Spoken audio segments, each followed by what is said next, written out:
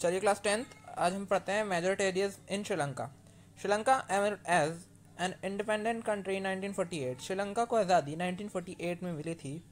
The leaders of the Sinhala community sought to secure dominance over government by virtue of their majority. तो जब उस वक्त वहाँ के जो लोग थे सिन्हाला कम्युनिटी के, वो वहाँ पर एक समुदाय था।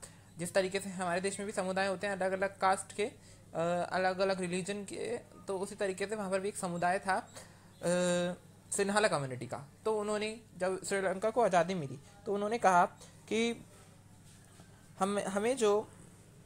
हमें गवर्नमेंट के अंदर अधिक डोमिनेंस मिलना चाहिए। As a result the democratically elected government adopted a series of majoritarian measure to establish Sinhala supremacy.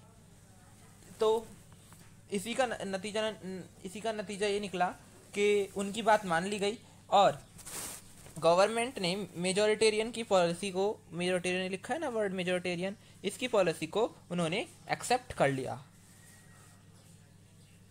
फिर in 1956 an act was passed to Sinhala recognized as the official language thus regarding Tamils। 1956 में एक act पास हुआ जिसके अंदर सिन्हाला को official language बना दिया गया श्रीलंका की, और तमिल्स को एक तरफ रख दिया गया। The government followed preferential policy that favored Sinhala applicants for university position government job। और गवर्नमेंट ने एक तरफा पॉलिसी अपनाई जो ये बताती थी कि सिर्फ और सिर्फ यूनिवर्सिटी और गवर्नमेंट जॉब में जो व्यक्ति आएंगे वो सिन्हाला कम्युनिटी से ही बिलोंग करेंगे। A new constitution stipulated that the state shall protect and foster Buddhism। और एक नया संविधान लागू हुआ जिसके अंदर ये घोषणा हुई कि जो स्टेट है वो बौद्ध धर्म का पालन करेगी, एक बुद्धिस्ट स्टेट कहलाएगी। All this government measure coming only after the other gradually increase the feeling of alienation among the Sri Lankan Tamils. और उनकी यही बात श्रीलंकन तमिल्स को अलग सा महसूस कराती थी, फीलिंग ऑफ एलिनेशन महसूस कराती, यानी कि अलग सा महसूस कराती थी। और उनके अंदर ये भावना बढ़ने लगी थी कि हम इस देश के नागरिकों के जैसा हमारे साथ स्वभाव नहीं होता है। They felt that none of the major political parties led by Buddhist Sinhala leaders was sensitive to their language and culture। They felt that the constitution and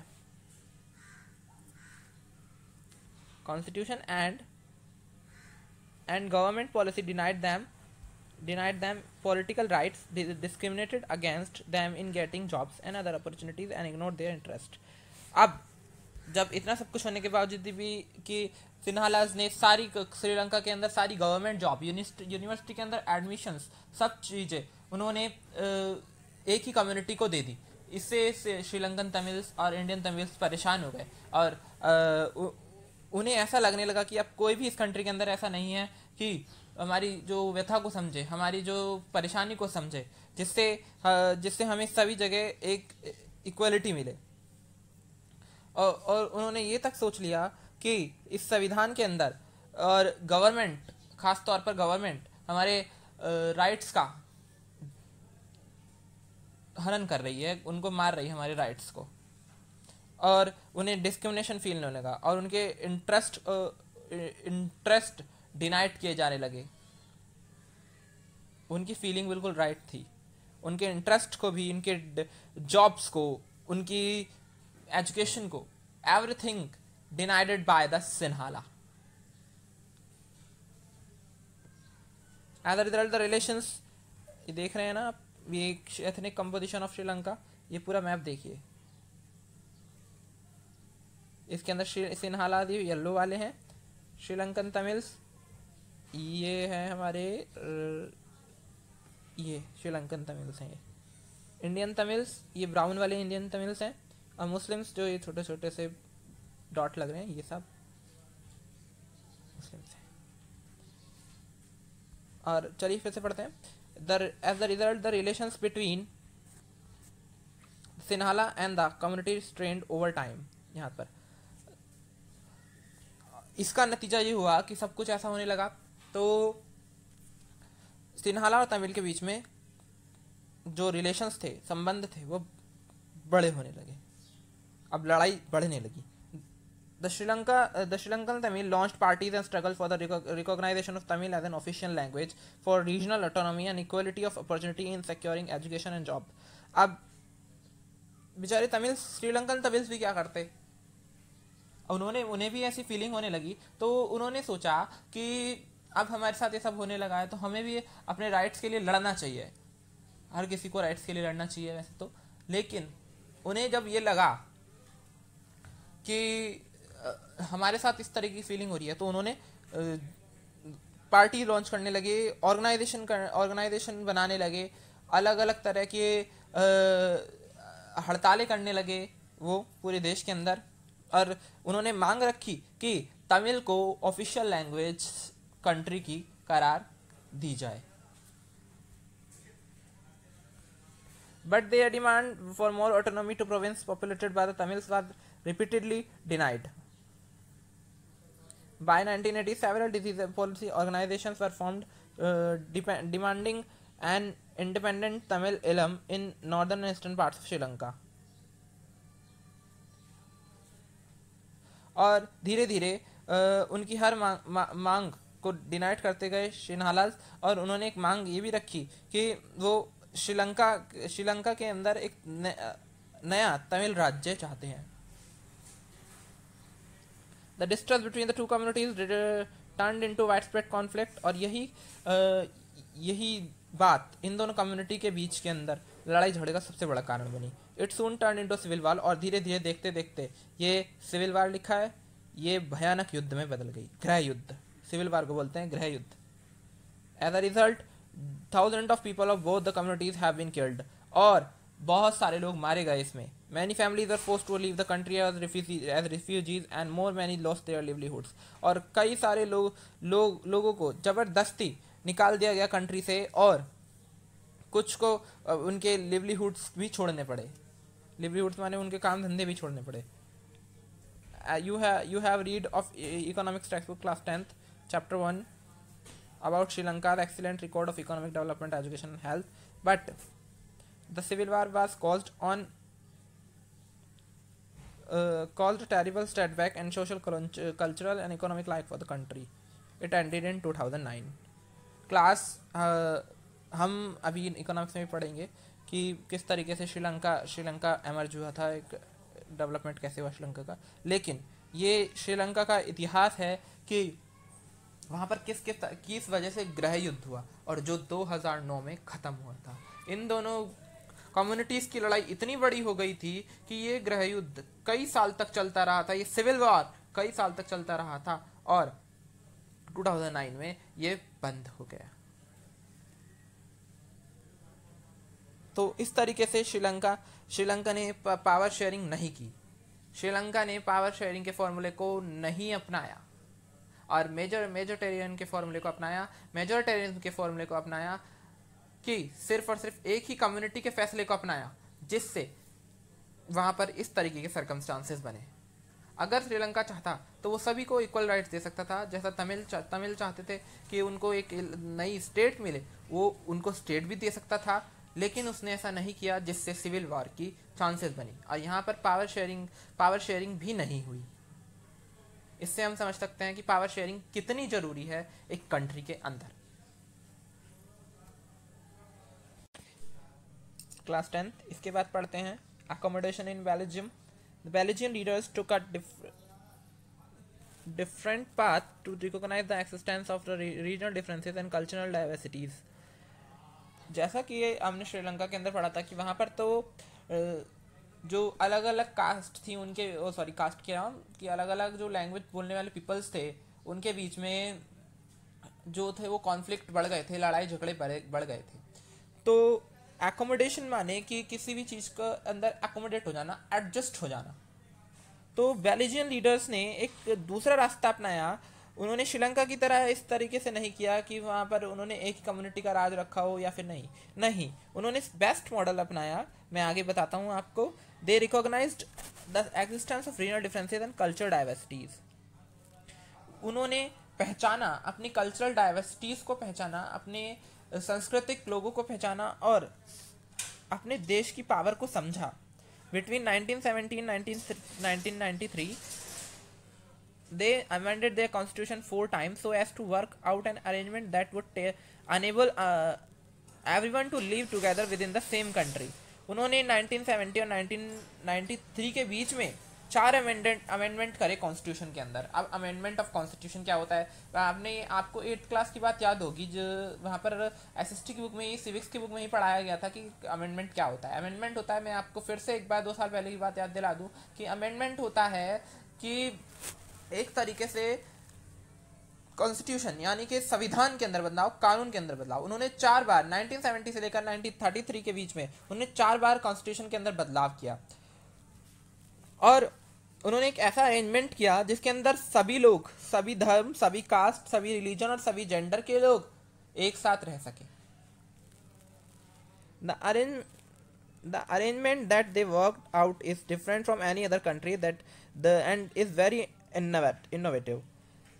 class उनका अरेंजमेंट जो था वो दुनिया की सभी कंट्रीज में से यूनिक था, डिफरेंट था और बहुत ही अच्छा था। This arrangement is so good other than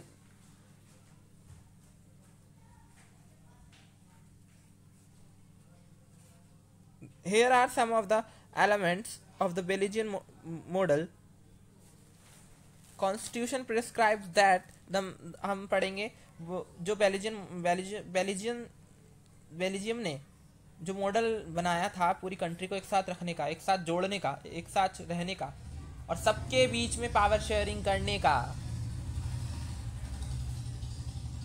सबको सेम पावर देने का। हम उसके कुछ बिंदु लेंगे, कुछ फीचर्स लेंगे।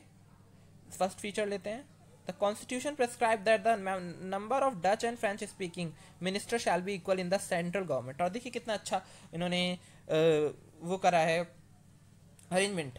उन्होंने कॉन्स्टिट्यूशन के अंदर ये बदलाव करा कि डच और फ्रेंच स्पीकिंग मिनिस्टर इक्वल होंगे सेंट्रल गवर्नमेंट के अंदर। केंद्र सरकार के अंदर जो केंद्र की सरकार बनेगी उसके अंदर जो सेंट्रल और फ्रेंच और डच स्पीकिंग मिनिस्टर जो होंगे वो इक्वल दोनों को इक्वल डिवाइड कर दिया जाएगा। यानी कि जितने डच होंगे उतने ही फ्रेंच मिनिस्टर भी होंगे कैबिनेट के अंदर। Some special laws acquire the support of majority of members for each linguistic group. और सभी के लिए एक स्पेशल यानी कि उच्च और एक विशेष दर्जा दिया गया। सभी ग्रुप ऑफ किसी को नीचे नहीं है। आपकी बार ऐसा नहीं किया इन्होंने, आपकी बार इन्होंने इस सिस्टम को संभाल लिया। जो दोनों के बीच में, डच और फ्रेंच के बीच में जो कॉन्फ्लिक्ट हो रहे थे उसको संभाल लिया इन्होंने। हर एक लिंग्विस्टिक ग्रुप को स्पेशल बना दिया। Thus no single community can make decision unilaterally. और सभी कानून के तहत सभी कम्युनिटी इक्वल हो गई। तो इक्वल होने की वजह से, सभी एक समान होने की वजह से कोई भी डिसीजन अकेले नहीं ले सकती थी। कानून ही ऐसा था। Many power of the central government have been given to the state government of the 2 regions of the country. और सेंट्रल की थोड़ी पावर्स लेकर स्टेट गवर्नमेंट्स को भी दे दी गई। The state governments are not subordinate to the central government. और स्टेट गवर्नमेंट्स को फ्री कर दिया गया राज करने के लिए कि आप स्वयं खुद भी राज कर सकते हैं। Brussels have a separate government in which both the communities have equal representation. और ब्रसेल्स के साथ भी यही हुआ। ब्रसेल्स के अंदर भी सिस्टम अलग था बहुत ज़्यादा। वहाँ पर जो अनइवन डिस्ट्रीब्यूशन था फ्रेंच और डच के बीच में, तो वहाँ पर भी सेपरेट गवर्नमेंट की स्थापना कर दी गई।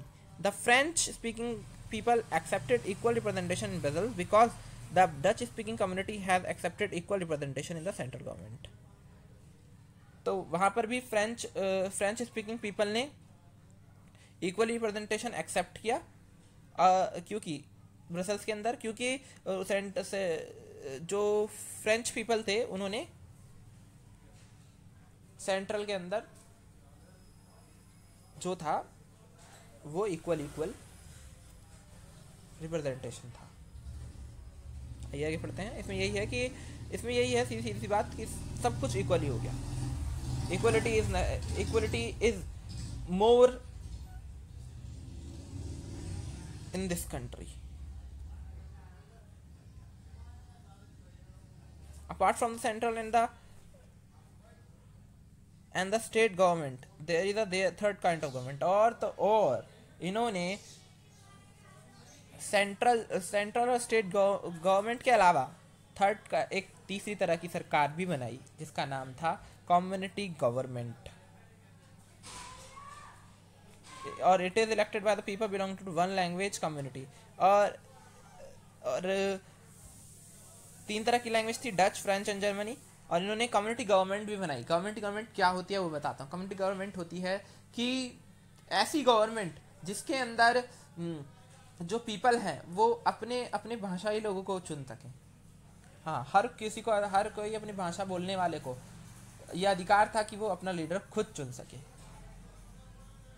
This government has the power regarding cultural, educational and language related issue। और इस गवर्नमेंट के पास कल्चरल, एजुकेशनल और लैंग्वेज रिलेटेड इशू की जिम्मेदारी थी। You might find the Belgian model very complicated. It is needed very complicated for people living in Belgium, but these arrangements have worked well so far. They help to avoid civic strife between the two communities and a possible division of a country on linguistic lines. When many countries of Europe come together to form the European Union, Brussels have chosen its headquarters. Class Belgium को इस तरीके का model अपनाने का prize भी मिला, award भी मिला कि उन्होंने वहाँ पर यूरोपियन पार्लियामेंट का हेड ऑफिस है, पूरे यूरोपियन कंट्रीज का हेड ऑफिस है वहाँ पर ब्रसेल्स के अंदर।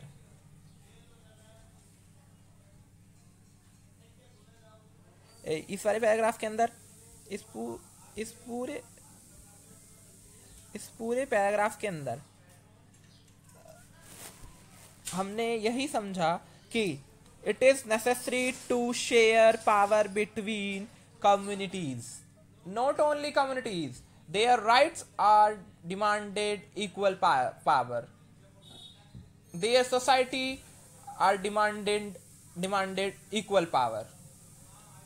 Belgium accepted the criteria of equal power, but Sri Lanka not accepted the criteria of power sharing.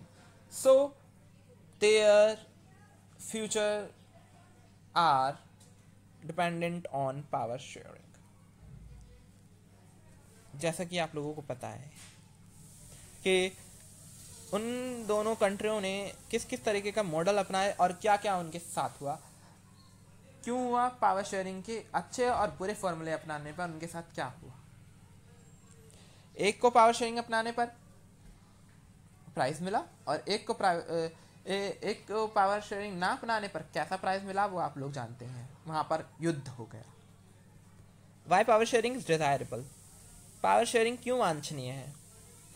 Thus, two different sets of the reason can be given in favor of power sharing. Firstly, power sharing is good because it helps to reduce the possibility of conflict between social groups. Since social conflict often leads to violence and political instability, power sharing is a good